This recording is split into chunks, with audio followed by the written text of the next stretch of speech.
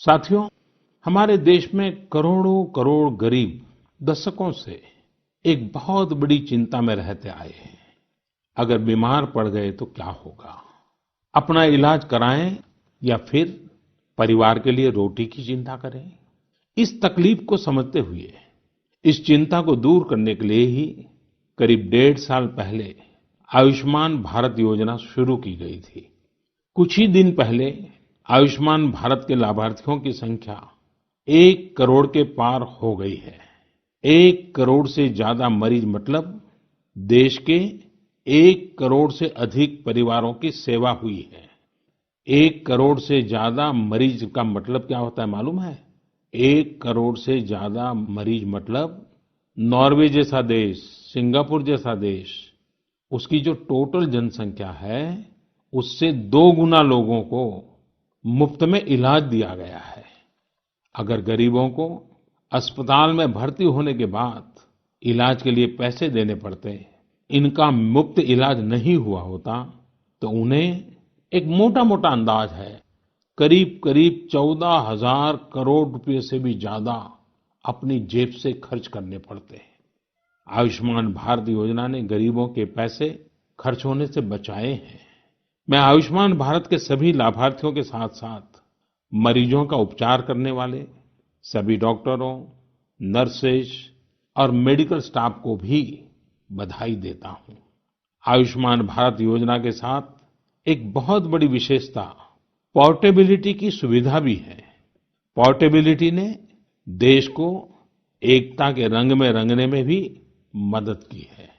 यानी बिहार का कोई गरीब अगर चाहे तो उसे कर्नाटका में भी वही सुविधा मिलेगी जो उसे अपने राज्य में मिलती।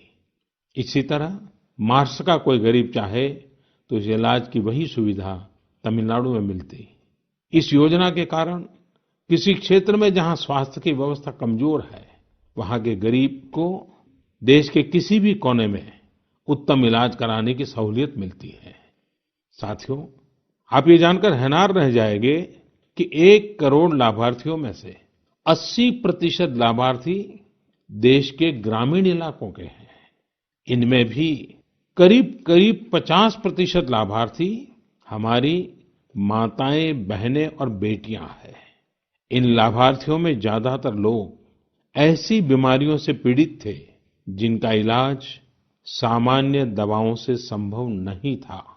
इनमें से 70% लोगों की सर्जरी की गई है। आप अनुमान लगा सकते हैं कि कितनी बड़ी तकलीफों से इन लोगों को मुक्ति मिली है। मणिपुर के चुराचांदपुर में 6 साल के बच्चे केलेनसांग, उसको भी इसी तरह आयुष्मान योजना से नया जीवन मिला है। केलेनसांग को इतनी छोटी उम्र में ब्रेन की गंभीर बीमारी हो गई। इस बच्चे के पिता दिहाड़ी मजदूर हैं और मां बुनाई का काम करती हैं। ऐसे में बच्चे का इलाज कराना बहुत कठिन हो रहा था। लेकिन आयुष्मान भारत योजना से अब उनके बेटे का मुफ्त इलाज हो गया है। कुछ इसी तरह का अनुभव पुडुचेरी की अमूर्था वल्ली जी का भी है।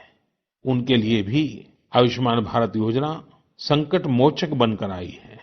अमूर्था वल्ली जी के पति की हार्ट अटैक से दुखद मृत्यु हो चुकी है। उनके 27 साल के बेटे जीवा को भी हार्ट की बीमारी थी।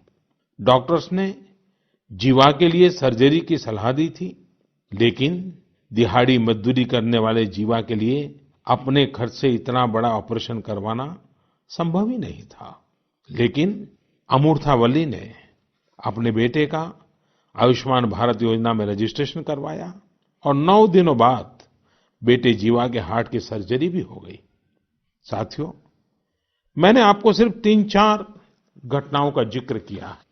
आयुष्मान भारत से तो ऐसी 1 करोड़ से अधिक कहानियां जुड़ी हुई है। ये कहानियां जीते जागते इंसानों की हैं। दुख तकलीफ से मुक्त हुए हमारे अपने परिवारजनों की है। आपसे मेरा आग्रह है, कभी समय मिले तो ऐसे व्यक्ति से जरूर बात करिएगा जिसने आयुष्मान भारत योजना के तहत अपना इलाज कराया हो। आप देखेंगे कि जब एक गरीब बीमारी से बाहर आता है तो उसमें गरीबी से लड़ने की भी ताकत नजर आने लगी है। और मैं हमारे देश के ईमानदार टैक्स पेयर से कहना चाहता हूँ, आयुष्मान भारत योजना के तहत जिन गरीबों का मुफ्त इलाज हुआ है, उनके जीवन में जो सुख आया है, संतोष मिला है, उस पुण्य के असली हकदार आप भी हैं। हमारा ईमानदार टैक्स पेयर भी इस पुण्य का हकदार है।